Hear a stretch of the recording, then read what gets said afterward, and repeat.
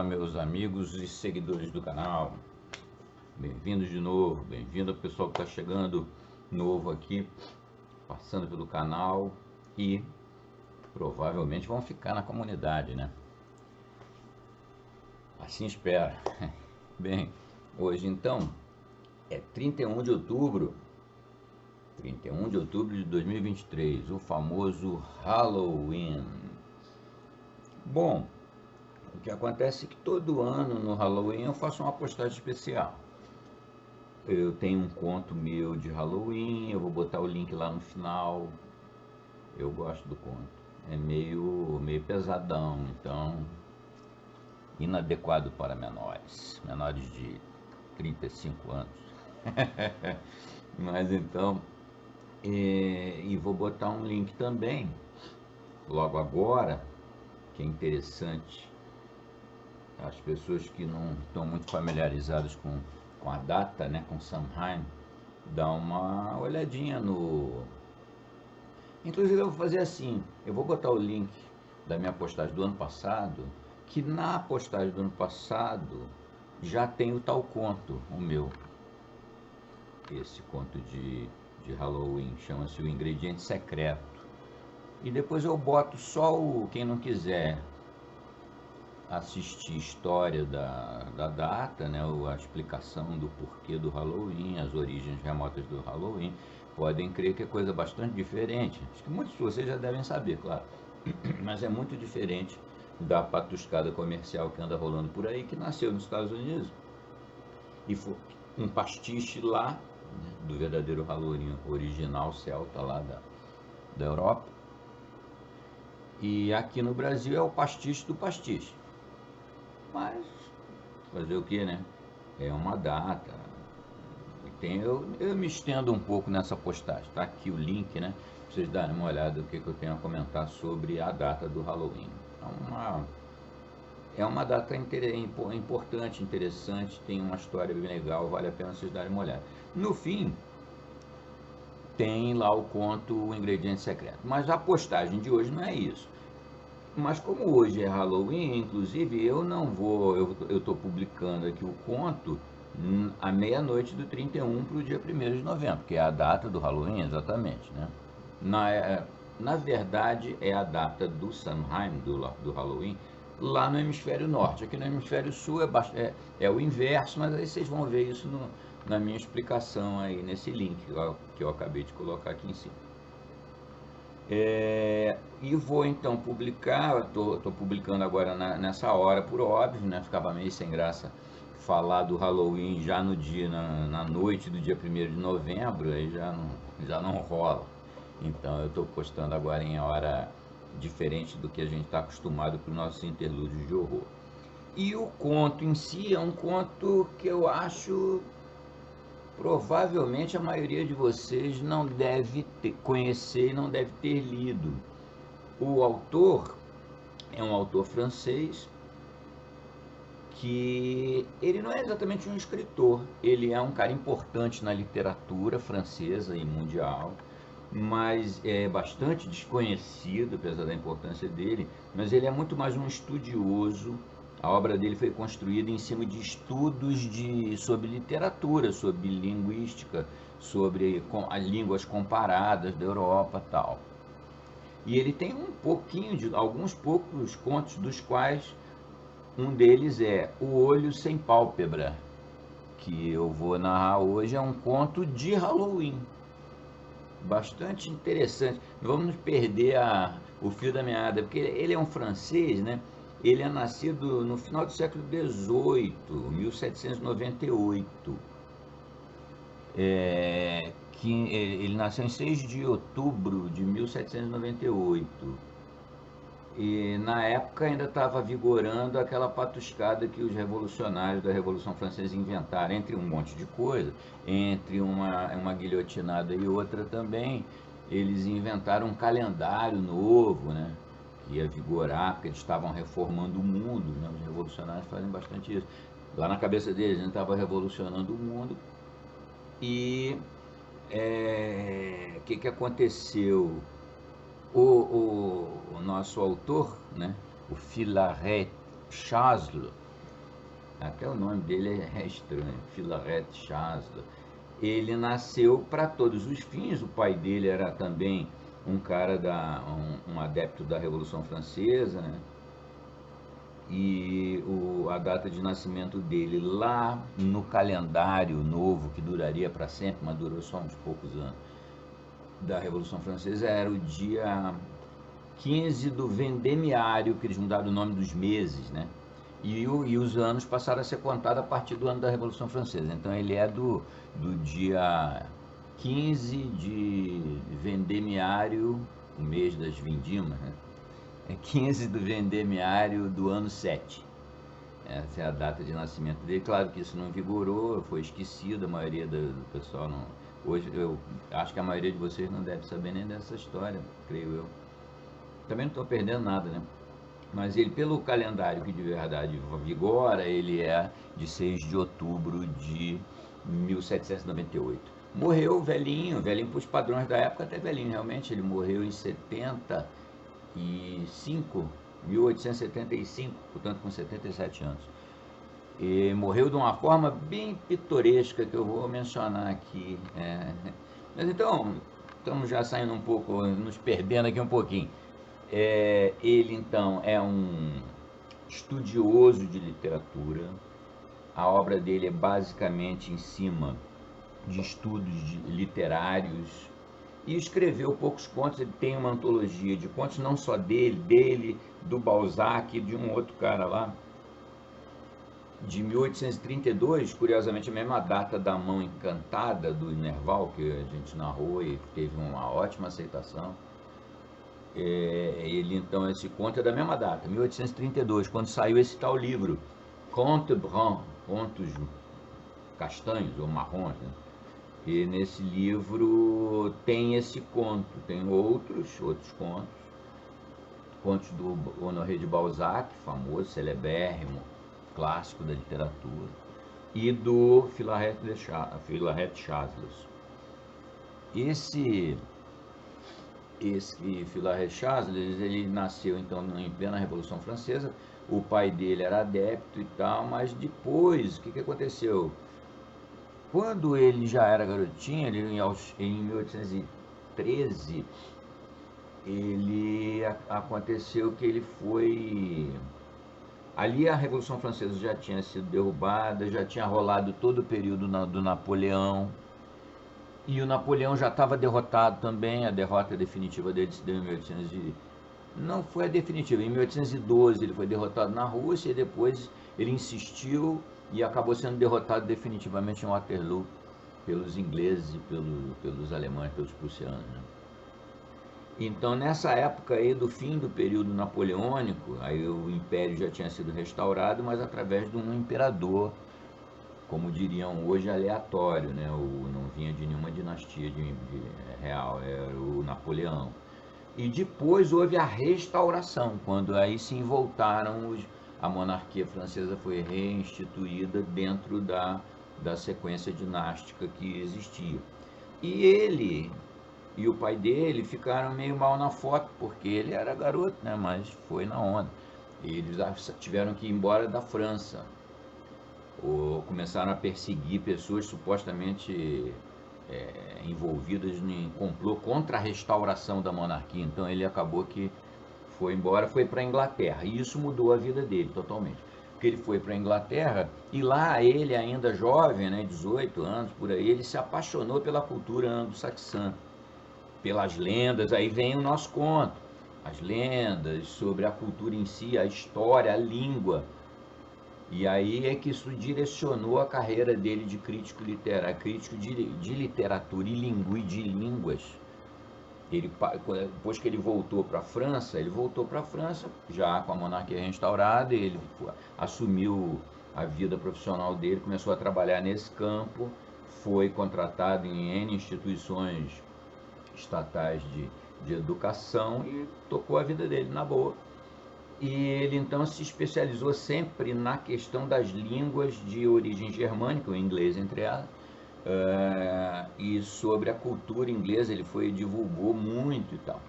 E esse conto de hoje, aí vocês estão pensando, pô, o que esse francês tem a ver com Halloween?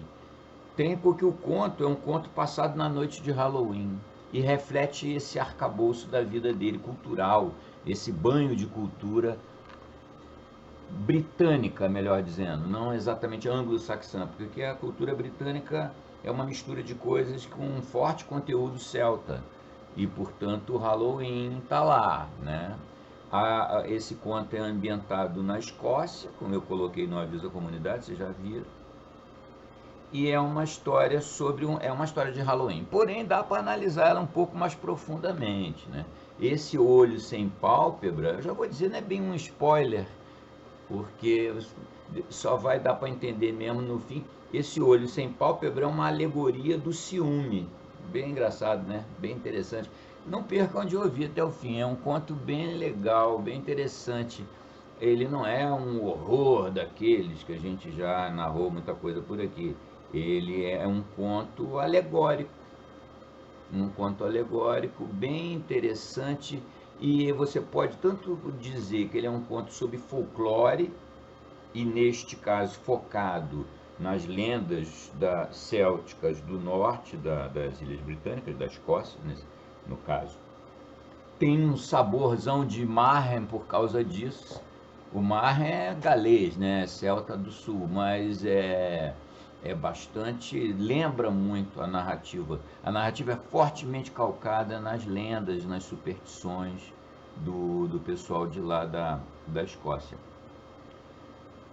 Legal para comemorar o nosso Halloween. Então, mais uma vez, não percam aquele nossa crônicazinha sobre o Halloween, é bem interessante, eu acho, né? Desculpe estar me autoelogiando, mas eu acho interessante. Como o Halloween está muito em moda no Brasil e está já em moda de uma forma meio fake, meio não, fake e meia, vale a pena dar uma lida para a gente saber de que se trata exatamente, né? Não é uma patuscada daquelas que a gente vê em filme americano, é outra coisa bastante diferente. Vale a pena dar uma olhada. E tem esse meu humilde conto no fim, que se vocês quiserem uma coisa bem mais pesada do que o olho sem pálpebra desse nosso simpático Philaré Chasles, deem a honra, o amigo de vocês aqui, de vocês lerem e comentarem, se possível, esse meu conto, o Ingrediente Secreto. Não deixe nenhuma criança assistir. Um abraço para todo mundo, saudações, divirtam-se e vamos lá. Sábado que vem, terceira e emocionante, trepidante parte de As Montanhas da Loucura. Fiquem bem, saudações, abraços, feliz Samhain para todos. Até.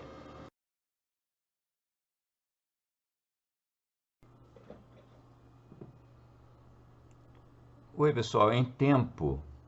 Veja o que é não fazer roteiro, ou melhor, na verdade é a idade mesmo.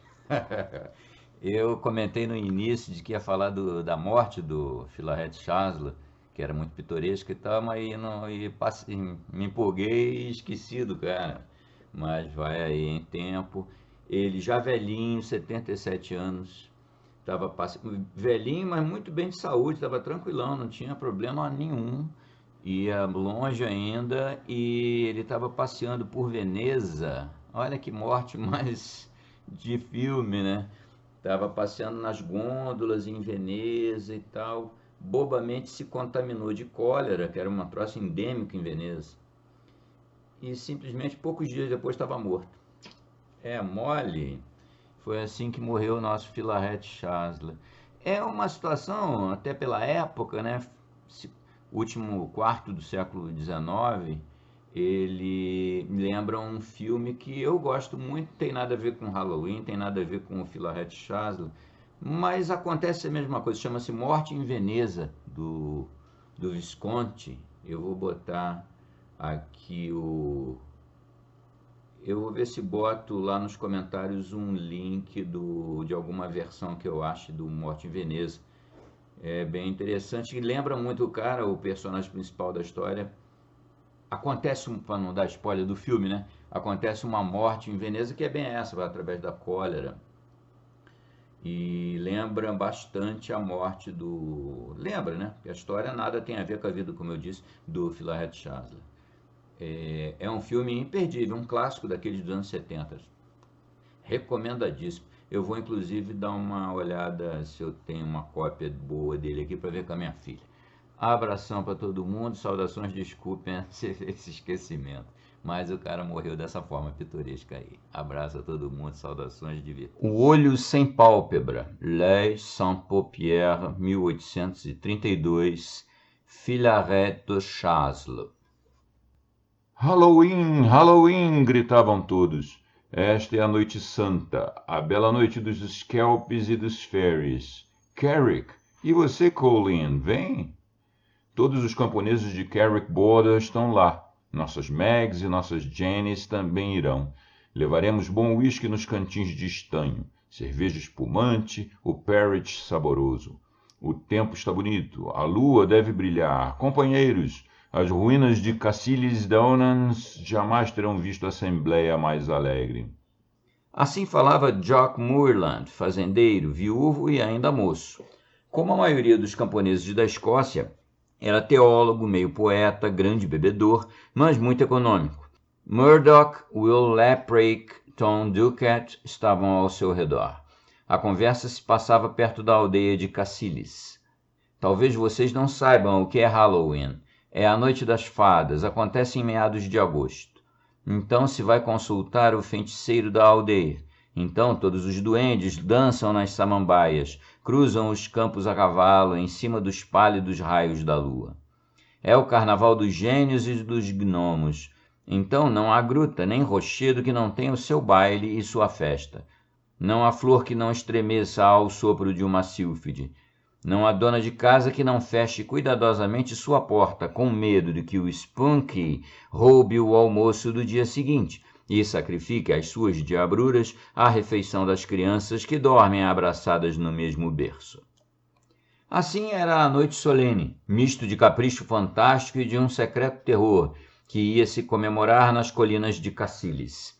Imaginem um terreno montanhoso, que ondula como o mar, e cujas inúmeras colinas são atapetadas por um musgo verde e brilhante. Ao longe, no alto de um pico escarpado, os muros serrilhados de um castelo destruído, cuja capela, privada de seu telhado, conservou-se quase intacta e faz brotar no puro éter suas pilastras finas, esbeltas como galhos no inverno, despojados de sua folhagem.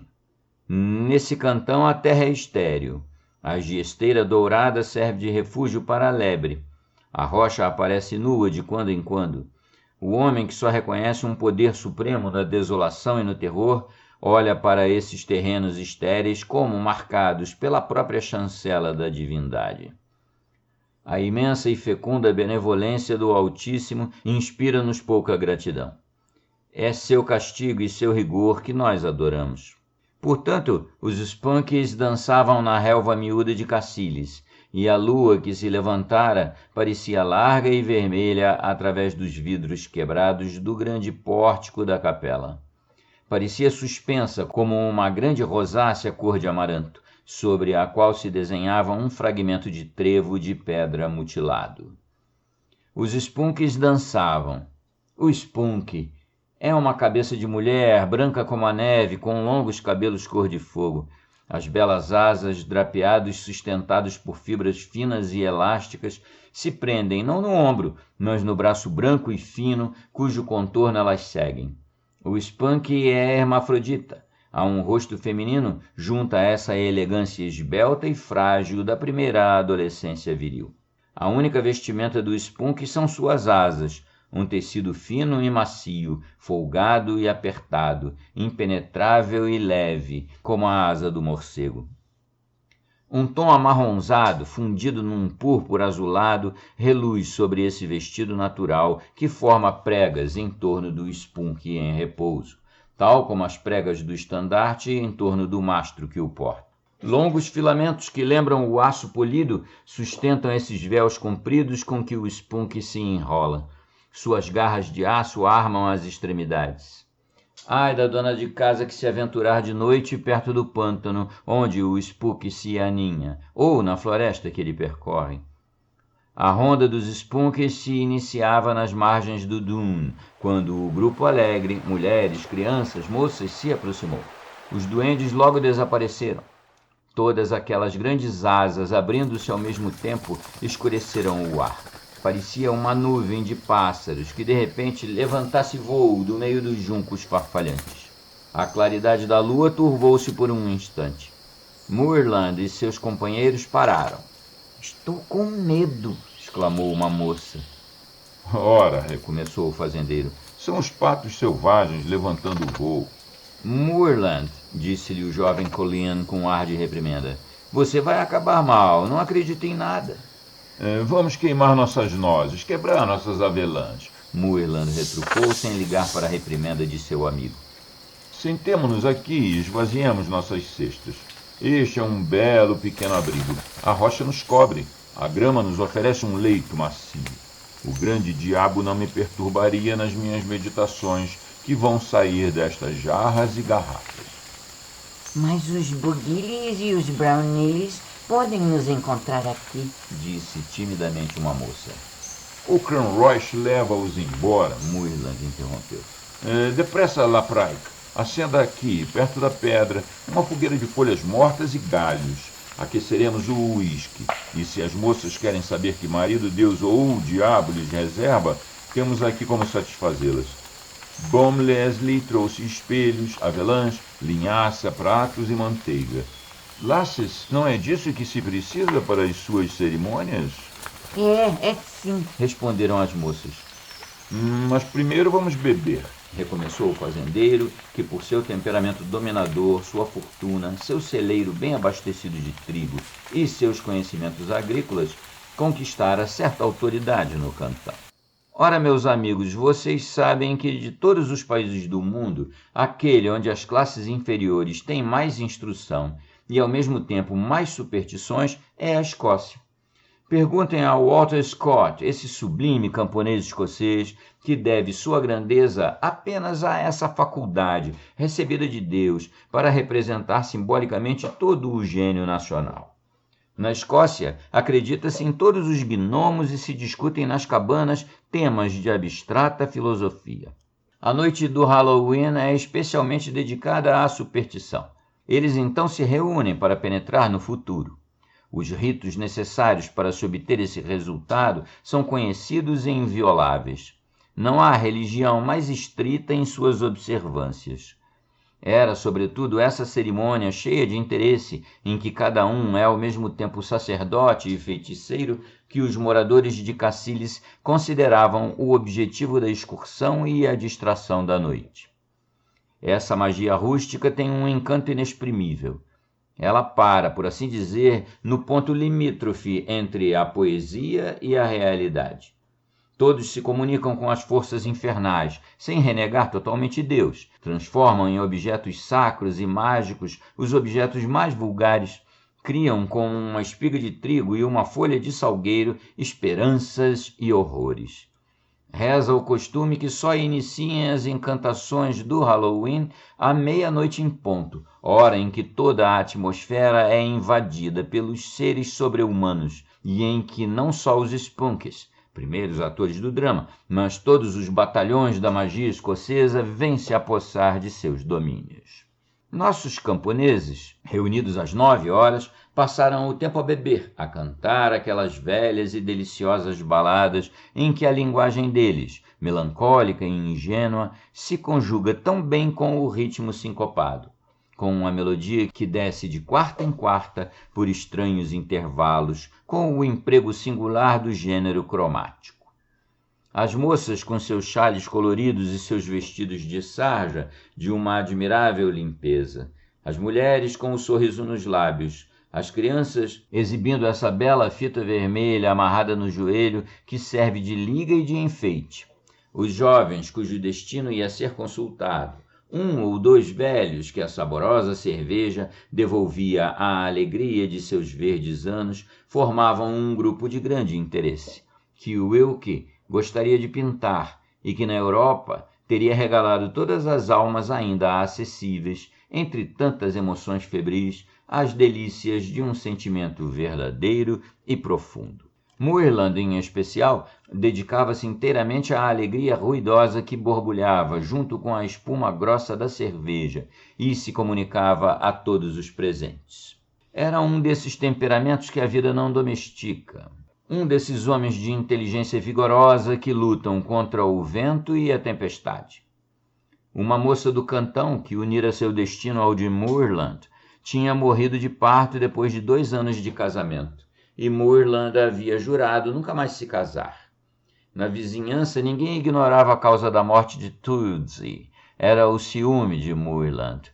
Twildsey, uma menina delicada, tinha apenas 16 anos quando se casou com o fazendeiro. Amava-o e não conhecia a violência dessa alma, a fúria capaz de excitá-la, o tormento cotidiano que podia infligir a si mesmo e aos outros. Jock Moorland era ciumento. A ternura ingênua de sua jovem companheira não o deixava sossegado. Um dia, em pleno inverno, mandou-a fazer uma viagem a Edimburgo para arrancá-la das pretensas seduções de um jovem laird, que tivera a fantasia de passar o inverno no campo. Todos os amigos do fazendeiro e até o pároco não lhe pouparam as advertências. Ele nada respondia, apenas que amava ardorosamente Twildsey e que era o melhor juiz sobre o que podia contribuir para a felicidade de seu lar. Sob o teto rústico de Jock, não raro havia gemidos, gritos, soluços que ecoavam lá fora. O irmão de Twildsey fora comunicar ao cunhado que seu comportamento era indesculpável. Uma briga violenta seguiu-se a essa providência. A jovem ia definhando dia a dia. Finalmente, a tristeza que a consumia levou-a. Moorland caiu num profundo desespero, que durou vários anos. Jurara que permaneceria viúvo, mas, como neste mundo tudo é passageiro, foi aos poucos apagando a lembrança daquela de quem tinha sido o carrasco involuntário. As mulheres que durante muitos anos o viram com horror, finalmente o perdoaram, e a noite do Halloween o encontrava tal como era no passado, alegre, cáustico, divertido, bebendo muito e fecundo em excelentes histórias, em brincadeiras rústicas, em estribilhos barulhentos que animavam a reunião noturna e entretinham seu bom humor. Já havia se esgotado a maioria das velhas romanças históricas quando soaram as 12 badaladas da meia-noite, e propagou-se ao longe o eco de suas vibrações. Eles tinham bebido à farta. Eis que chega o momento das superstições de praxe. Todos, menos Moorland, se levantaram. Procuremos o Kyle! Exclamaram. Rapazes e moças se espalharam pelos campos e voltaram pouco a pouco, cada um trazendo uma raiz arrancada da terra. Era o Kyle. É preciso desenraizar a primeira planta que se apresenta sob seus passos. Se a raiz é reta, a sua mulher ou o seu marido serão elegantes e afáveis. Se a raiz é torta, você se casará com uma pessoa disforme. Se ainda há terra presa nos filamentos, o seu lar será fecundo e feliz. Se a sua raiz for lisa e mirrada, você não ficará muito tempo casado. Imagine as gargalhadas, o tumulto alegre e as brincadeiras a que nas aldeias essa pesquisa conjugal dava lugar. Todos se empurravam, se apertavam, comparavam os resultados de sua investigação. Até as crianças pequenas tinham o seu Kyle. Pobre Will Avery, exclamou Moorland, dando uma olhada na raiz que um rapazinho segurava. A sua mulher será torta. O seu Kyle parece o rabo do meu porco. Depois se sentaram em roda e começaram a experimentar o sabor de cada raiz. Raiz amarga é sinal de um marido mau. Raiz adocicada, um marido imbecil. Raiz perfumada, um esposo de bom humor. A essa grande cerimônia seguiu-se a do Typical. De olhos vendados, cada moça vai colher 3 espigas de trigo. Se em alguma estiver faltando o grão que coroa a espiga, ninguém duvida de que o futuro marido da aldeã terá de lhe perdoar uma fraqueza cometida antes da noite nupcial. Oh, Nelly, Nelly, as suas 3 espigas estavam todas sem o Typical, e você não vai escapar das nossas caçoadas. E a verdade é que ainda ontem o Falls House foi testemunha de uma conversa bem longa entre você e Robert Louis. Moorland os observava sem se envolver ativamente em seus jogos. As avelãs! Exclamaram. Tiraram da cesta um saco cheio de avelãs e se aproximaram do fogo que era permanentemente alimentado. A lua brilhava, pura e quase radiosa. Cada um pegou sua avelã. Esse feitiço é famoso e muito venerado. Formam-se casais. O homem dá à avelã escolhida o seu próprio nome e coloca no fogo ao mesmo tempo a sua avelã e aquela batizada com o nome de sua namorada. Se as duas avelãs queimarem tranquilamente lado a lado, a união será longa e serena. Se as avelãs estourarem e se afastarem ao queimar, discórdia e separação no casamento. Não raro é a moça que se encarrega de arrumar no fogo o duplo símbolo ao qual toda a sua alma está unida. E qual não é a sua tristeza quando esse divórcio acontece e o marido lança-se crepitando para longe dela? Batia 1 hora e os camponeses não estavam cansados de consultar seus oráculos místicos. O terror e a fé que se mesclavam nesses feitiços conferiam-lhes um novo encanto. Os spunkies recomeçavam a se mexer no meio dos juncos agitados. As moças tremiam. A lua, agora alta no céu, estava coberta por uma nuvem. Fizeram a cerimônia do pote de terra e a da vela assoprada. A da maçã, grandes conjurações que não revelarei aqui. Willie Mayley, uma das mais lindas moças, mergulhou 3 vezes o braço na água do Doon, exclamando: Meu futuro esposo, meu marido, que ainda não o é, aonde estás? Aqui tens minha mão. 3 vezes o feitiço fora repetido quando se ouviu a moça dar um grito. Ai, meu Deus! O Spunk agarrou minha mão! Ela exclamou. Todos se juntaram ao seu redor e estremeceram, exceto Moorland. Mayley mostrou sua mão toda ensanguentada. Os juízes dos 2 sexos, que graças à longa experiência eram hábeis na interpretação destes oráculos, concordaram sem hesitar que o arranhão não era causado, como pretendia Moorland, pelas pontas de um junco espinhoso, e que o braço da moça apresentava de fato a marca da garra afiada do Spunk. Também reconheceram unanimemente que, por causa dessa experiência, Mayley estava ameaçada de ter mais tarde um marido ciumento. O fazendeiro viúvo tinha bebido, creio, um pouco mais que o razoável. Ciumento, ciumento! Ele exclamou. Parecia ver nessa declaração de seus companheiros uma alusão maldosa à sua própria história. Moorland continuou, esvaziando um cantil de estanho cheio de uísque até a borda. Preferiria 100 vezes me casar com o Spunk a me casar uma segunda vez.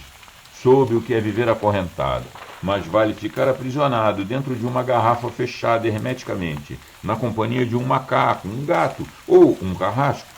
Tive ciúme da minha pobre Tootsie. Talvez estivesse errado, mas como, pergunto a vocês, como não ser ciumento? Qual é a mulher que não exige uma vigilância contínua? Eu não dormia à noite, não alargava durante o dia inteiro, não pegava o olho nem num instante. Os negócios da minha fazenda iam mal, estava tudo morrendo. A própria Tootsie definhava diante de meus olhos. Vá para 5 milhões de diabos o casamento. Uns riram, outros, escandalizados, se calaram. Restava testar a última e mais temível encantação, a cerimônia do espelho. Com uma vela na mão, cada um se coloca na frente de um espelhinho, sopra 3 vezes no vidro e o enxuga, repetindo 3 vezes: "Apareça, meu marido!" ou "Apareça, minha mulher!" Então, em cima do ombro de quem consulta o destino, mostra-se claramente uma figura que se reflete no espelho. É a da companheira ou a do marido invocados. Depois do exemplo de Mayley, ninguém se atrevia a desafiar de novo as forças sobrenaturais. O espelho e a vela estavam lá, sem que ninguém pensasse em usá-los. O Doom fremia entre os juncos. Seu longo rastro prateado, trêmulo sobre as ondas distantes, era, aos olhos dos aldeões, o rastro faiscante dos Skelpes, ou espíritos das águas. A jumenta de Moorland, sua pequena jumenta das Highlands, de rabo preto e peito branco, zurrava a plenos pulmões, o que é sempre sinal de que um espírito mau está por perto. O vento refrescava, as varas dos juncos balançando formavam um triste e longo murmúrio. Todas as mulheres começavam a falar em volta. Tinham excelentes razões, como reprimendas a seus maridos e seus irmãos, conselhos de saúde para seus pais, em suma, a eloquência doméstica à qual, infelizmente, nós, reis da natureza e do mundo, só raramente resistimos. Pois bem, quem de vocês se apresentará diante do espelho? Exclamou Moorland. Ninguém respondeu. Vocês têm bem pouca coragem, continuou. O sopro do vento deixa-os tremendo como vara verde. Quanto a mim, que não quero mais saber de esposa, como sabem, porque quero dormir e que minhas pálpebras se negam a fechar tão logo eu me transformo em marido, para mim é impossível começar o feitiço. Vocês sabem disso tanto quanto eu. Por fim, como ninguém quisesse segurar o espelho, Jock Moorland o pegou. Vou dar o exemplo. Então agarrou sem titubear o espelho fatal. Acenderam a vela e ele repetiu bravamente a encantação. Mas apareça, minha mulher! Exclamou Moorland. Logo uma figura pálida, coberta de cabelos de um louro fulvo, mostrou-se no ombro de Moorland.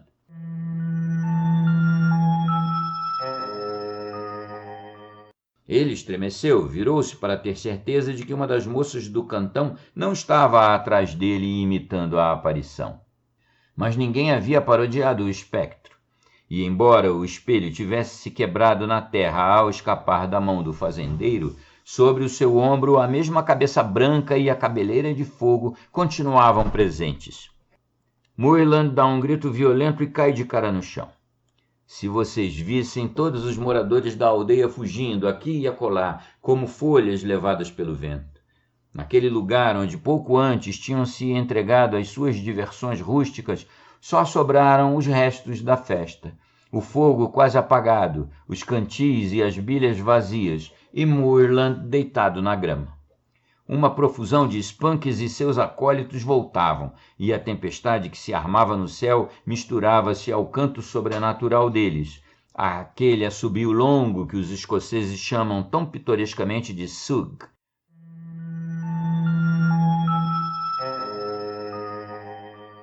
Moorland, ao se levantar, olhou de novo acima do ombro. Sempre a mesma figura. Ela sorria para o camponês, mas não dizia uma palavra, e Moorland não conseguia adivinhar se aquela cabeça pertencia a um corpo humano, pois só se mostrava quando ele se virava. Sua língua gelava e permanecia grudada no céu da boca. Tentou puxar conversa com o ser infernal e convocou em vão toda a sua coragem. Mal percebia aqueles traços pálidos e os cachos cor de fogo. Todo o seu corpo estremecia. Resolveu fugir, na esperança de se livrar de seu acólito. Tinha soltado a sua pequena jumenta branca e ia pôr o pé no estribo quando fez uma última tentativa. Terror! Sempre aquela cabeça, agora sua companheira inseparável. Estava presa no seu ombro, como aquelas cabeças isoladas, cujo perfil de vez em quando os escultores góticos jogavam no alto de uma pilastra ou no canto de um entablamento. A pobre Meg, jumenta do fazendeiro, zurrava com uma força incrível e com os seus coices frequentes anunciava o mesmo terror sentido por seu pobre dono. O Spunk devia ser um desses habitantes dos juncos do Doom que perseguia o fazendeiro. Toda vez que Moorland se virava, fixava nele 2 olhos flamejantes, de um azul profundo, nos quais nenhum cílio desenhava a sua sombra, e nenhuma pálpebra turvava a insuportável claridade. Ele esporeou a burrica. A mesma curiosidade o impelia a saber se sua perseguidora estava ali. Ela não o deixava. Em vão ele lançava sua jumenta a galope, em vão as samambaias e as montanhas desapareciam e fugiam sob os passos do animal. Moorland já não sabia em que caminho estava e nem para onde ia sendo levado pela pobre Meg. Só tinha uma ideia na cabeça. O Spunk, seu companheiro de viagem, ou melhor, sua companheira, pois essa figura feminina tinha toda a malícia e toda a delicadeza que convém a uma jovem de 18 anos. A abóbada celeste cobria-se de nuvens densas que o sufocavam pouco a pouco. Nunca o pobre pescador se vira sozinho no meio do campo, num breu tão satânico. O vento soprava como se quisesse despertar os mortos. A chuva caía, levada na diagonal pela violência da tempestade. Os clarões rápidos dos raios desapareciam, devorados pelas nuvens tenebrosas que se fechavam sobre eles. Mugidos longos, profundos e pesados saíam das nuvens. Pobre Moorland! Seu boné escocês azul listrado de vermelho caiu e você não se atreveu a se virar para apanhá-lo. A tempestade redobrava de fúria. O Doon transbordava suas margens e Moorland, depois de ter galopado por 1 hora, reconheceu dolorosamente que voltara ao mesmo lugar de onde partira.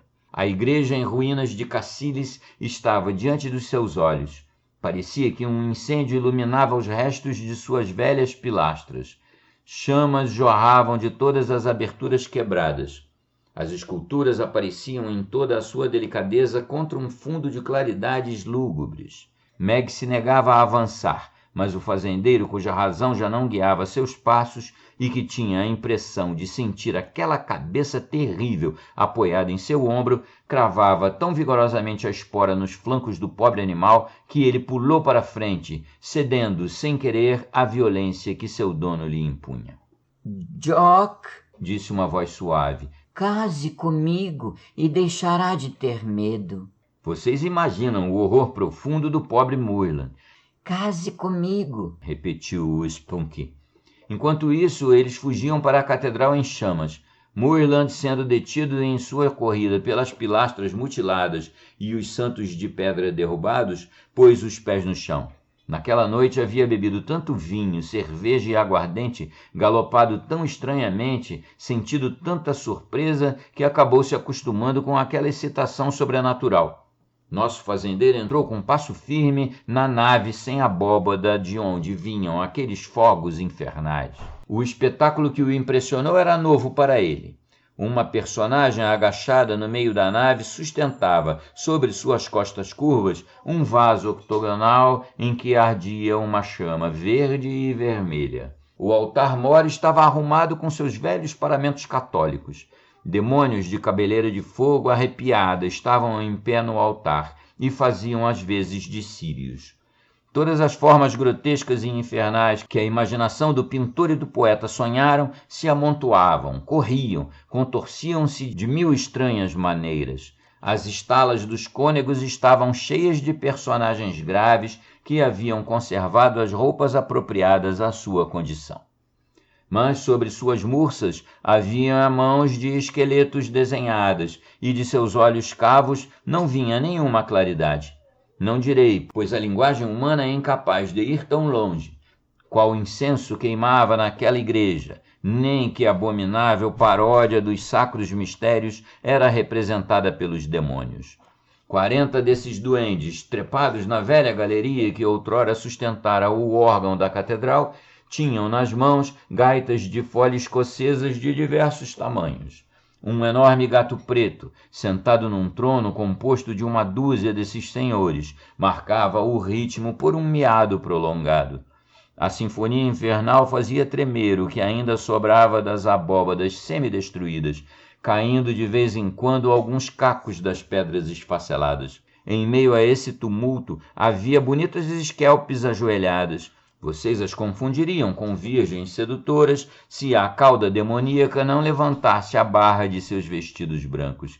E mais de 50 esquelpes, de asas abertas ou fechadas, dançando ou repousando. Nos nichos dos santos, simetricamente dispostos em torno da nave, havia caixões abertos, nos quais a morte, sobre a mortalha branca, aparecia, levando na mão o círio funerário. Quanto às relíquias suspensas no adro, não me deterei em descrevê-las. Todos os crimes cometidos na Escócia nos últimos 20 anos lá estavam, tendo contribuído para adornar a igreja agora entregue aos demônios.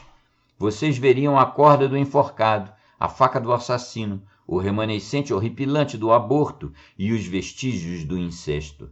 Veriam corações decelerados enegrecidos pelo vício e cabelos brancos paternos ainda suspensos na lâmina do punhal parricida.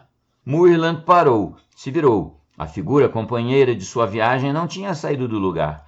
Um dos monstros encarregados do serviço infernal pegou-o pela mão. Ele se deixou levar.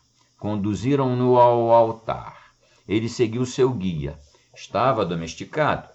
Sua força o abandonara. Todos se ajoelharam. Ele se ajoelhou. Cantaram hinos esquisitos. Ele não ouvia nada. Ali ficou, perplexo, petrificado, à espera de seu destino. Enquanto isso, os cantos infernais iam ficando mais barulhentos. Os spunks encarregados do corpo de baile rodopiavam mais depressa em sua ronda infernal.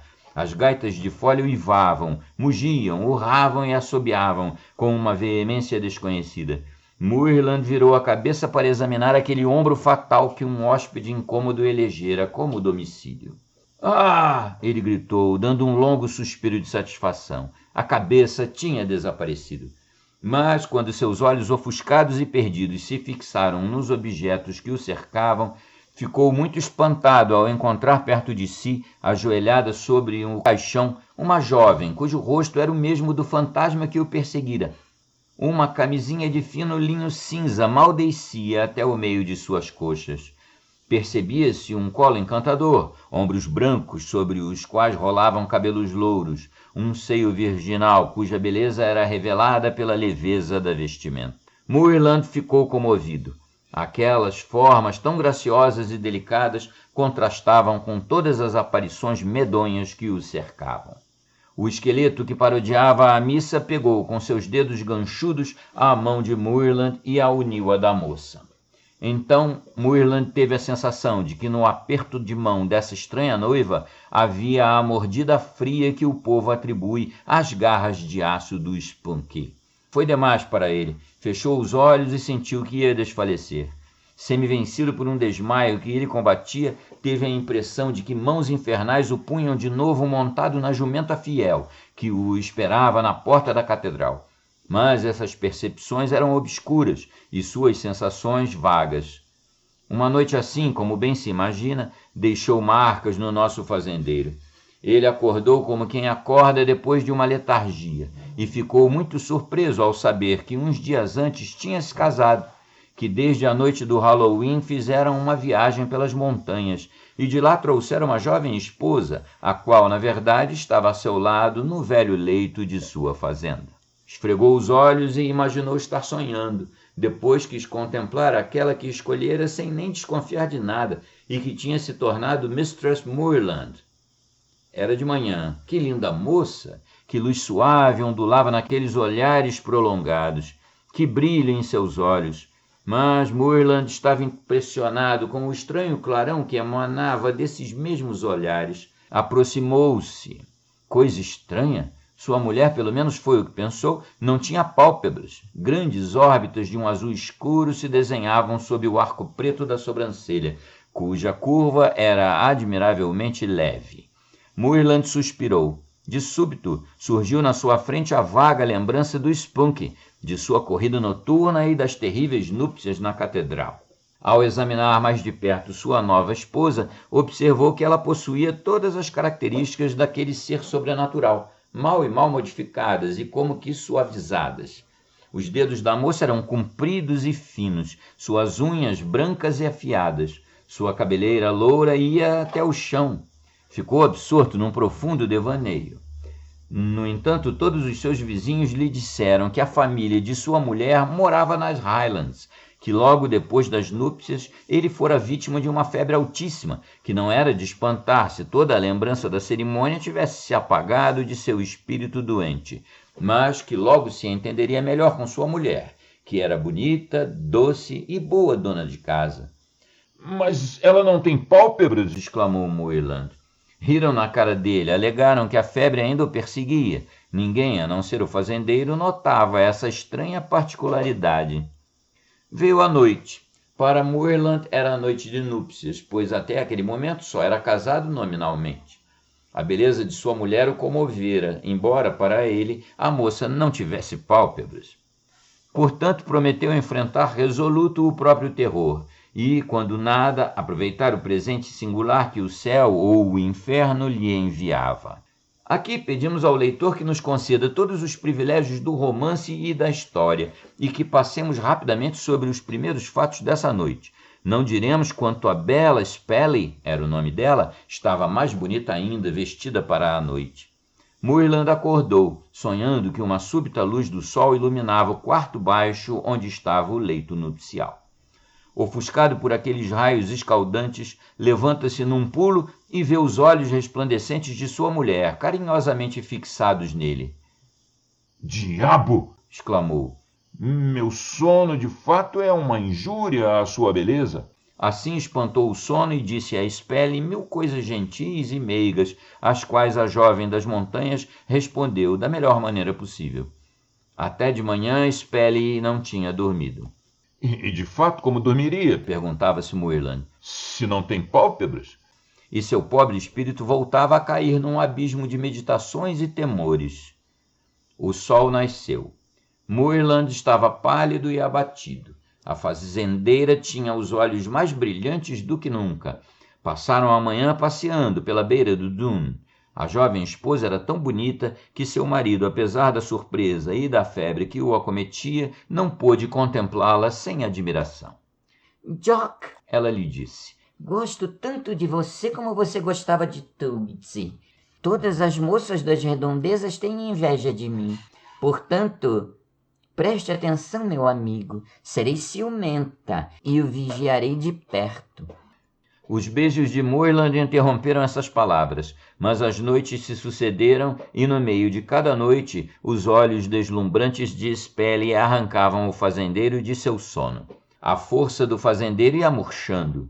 Mas, minha cara amiga, Perguntou Jock à mulher. você não dorme nunca? Dormir eu? Dormir. Parece-me que desde que estamos casados você não dormiu nenhum momento. Na minha família nunca dormimos. As órbitas azuladas da moça derramavam raios mais brilhantes. Ela não dorme, Exclamou o fazendeiro desesperado. ela não dorme. Caiu exausto e apavorado em cima do travesseiro. Ela não tem pálpebras, ela não Dorme, repetiu. Não me canso de olhar para você, Spelle recomeçou. e o vigiarei de mais perto. Pobre Moorland, os lindos olhos de sua mulher não lhe davam sossego. Eram, como dizem os poetas, astros eternamente iluminados para ofuscá-lo. No cantão fizeram mais de 30 baladas dedicadas aos belos olhos de Spelle. Quanto a Moorland, um belo dia desapareceu. 3 meses se passaram. O suplício que o fazendeiro enfrentara arruinou sua vida. Devorou seu sangue. Parecia-lhe que aquele olhar de fogo o queimava. Se voltava dos campos, se ficava em casa, se ia à igreja, sempre aquele raio terrível cuja presença e cujo brilho penetravam até o fundo de seu ser e o faziam estremecer de horror. Acabou detestando o sol, fugindo do dia. O mesmo suplício que a pobre Tootsie tinha sofrido agora era o seu. Em vez da inquietação moral que os homens chamam de ciúme e que, durante o primeiro casamento, o havia transformado em carrasco da moça, via-se submetido à inquisição física e inelutável de um olho que nunca se fechava. Era de novo o ciúme, mas transformado em imagem palpável, uma inquisição que se tornara permanente. Deixou sua fazenda, abandonou suas terras, cruzou o mar e se embrenhou nas florestas da América do Norte, onde muita gente do seu país tinha fundado cidades e construído casas acolhedoras. As savanas do Ohio lhe ofereciam um asilo garantido. Era o que ele imaginava. Preferia sua pobreza, a vida de colono, a cobra escondida nos arbustos cerrados, uma alimentação selvagem, grosseira e incerta, a seu teto escocês, sob o qual reluzia o olho ciumento e sempre aberto para o seu tormento. Depois de passar 1 ano nessa solidão, terminou abençoando o destino, pelo menos encontrara o sossego naquela natureza fecunda. Não mantinha nenhuma correspondência com a Grã-Bretanha, temendo ter notícias de sua mulher. Às vezes, em seus sonhos, ainda via aquele olho aberto, aquele olho sem pálpebra, e acordava sobressaltado. Verificava que a pupila vigilante e terrível não estava perto dele, não o penetrava, não o devorava com sua claridade insuportável, e voltava a dormir, feliz. Os Narrangasets, tribo que vivia na região, tinham escolhido como sachem, ou chefe, Massasoit, um ancião doentio cujo temperamento era pacífico e cuja benevolência Jock Moorland conquistou, dando-lhe aguardente de trigo que ele sabia destilar. Massasoit caiu doente e seu amigo Moorland foi visitá-lo na cabana. Imaginem um wigwam indígena, a cabana pontuda com um buraco para deixar sair a fumaça. No meio desse pobre palácio, um fogo em brasas, sobre peles de búfalo estendidas na terra, o velho chefe doente. Em torno dele, os principais caciques da área, gritando, berrando e fazendo uma barulheira que, longe de curar o doente, adoeceria um homem em boa saúde. Um Poan, ou médico indígena, regia o coro e a dança lúgubres. O eco reverberava com o barulho dessa estranha cerimônia. Eram as preces públicas oferecidas às divindades da tribo. 6 moças estavam massageando os membros nus e frios do ancião. Uma delas, com apenas 16 anos, chorava enquanto executava aquela tarefa. O bom senso do escocês logo o levou a entender que todo aquele aparato médico só levaria à morte de Massasoit. Na sua qualidade de europeu e branco, ele passava por médico nato. Aproveitou a autoridade conferida pelo título, mandou sair os homens que berravam e se aproximou do Sachem. Quem vem para perto de mim? Perguntou o ancião. Jock, o homem branco. Ah! Falou o Sachem, dando-lhe a sua mão esquálida. Não nos veremos mais, Jock. Embora tivesse poucos conhecimentos de medicina, Jock não custou a perceber que o nosso Sachem tinha simplesmente uma indigestão. Socorreu, mandou que se calassem em volta dele, o pôs em dieta, depois fez uma excelente sopa escocesa que o velho engoliu à guisa de remédio. Em suma, em 3 dias, Massasoit tinha voltado à vida. Os uivos dos nossos índios e suas danças recomeçaram, mas agora esses hinos selvagens só expressavam a gratidão e a alegria. Massasoit fez Jock se sentar dentro de sua cabana, deu-lhe para fumar o seu cachimbo da paz. Apresentou-lhe sua filha, Analket, a mais moça e mais bonita daquelas que Moorland tinha visto na cabana. Você não tem squaw, disse-lhe o velho guerreiro. Pegue minha filha e honre meus cabelos brancos. Jock estremeceu, lembrou-se de Tutsi e de Spelly e de que tinha se dado tão mal no casamento. A jovem squaw, porém, era meiga, ingênua e obediente. Um casamento no deserto é cercado de bem poucas cerimônias. São ínfimas as consequências funestas para um europeu. Jock se conformou e a bela Analket não lhe deu nenhum motivo para se arrepender da escolha. Um dia, era o 8º desde a união dos dois, ele e ela, numa bela manhã do outono, foram remar no rio Ohio. Jock havia levado seu fuzil de caça. Analket, acostumada com essas expedições que compõem toda a vida selvagem, ajudava e servia a seu marido. O tempo estava esplêndido. As margens desse belo rio ofereciam aos amantes panoramas maravilhosos. Jock tinha feito uma boa caça. Uma galinha da Angola de asas deslumbrantes chamou sua atenção. Mirou-a, feriu-a e a ave, atingida mortalmente, ia caindo, gemendo nos balsedos. Moorland não queria perder uma presa tão bonita. Atracou seu barco e correu à procura do fruto de sua conquista. Tinha batido sem resultado vários bosques, e sua obstinação de escocês o afundava e embrenhava cada vez mais na mata fechada. Logo se viu cercado por árvores seculares, e no meio de uma dessas clareiras de vegetação natural que encontramos nas florestas da América, quando uma luz atravessou a folhagem e o alcançou. Jock estremeceu. Aquele raio o queimava. Aquela luz insuportável o obrigava a baixar os olhos. O olho sem pálpebra estava lá, vigilante e eterno. Spelly tinha atravessado o mar, tinha encontrado a pista de seu marido e seguia seus passos. Tinha cumprido a sua palavra e seu terrível ciúme já esmagava Moorland com justas reprimendas. Ele correu para a praia, perseguido pelo olho sem pálpebra, viu a onda clara e pura do Ohio e ali se jogou, aterrorizado. Foi esse o fim de Jock Moorland. Está consagrado numa lenda escocesa que mulheres contam à sua maneira. Afirmam que é uma alegoria e que o olho sem pálpebra é o olho sempre aberto da mulher ciumenta, o mais terrível dos suplícios. Fim.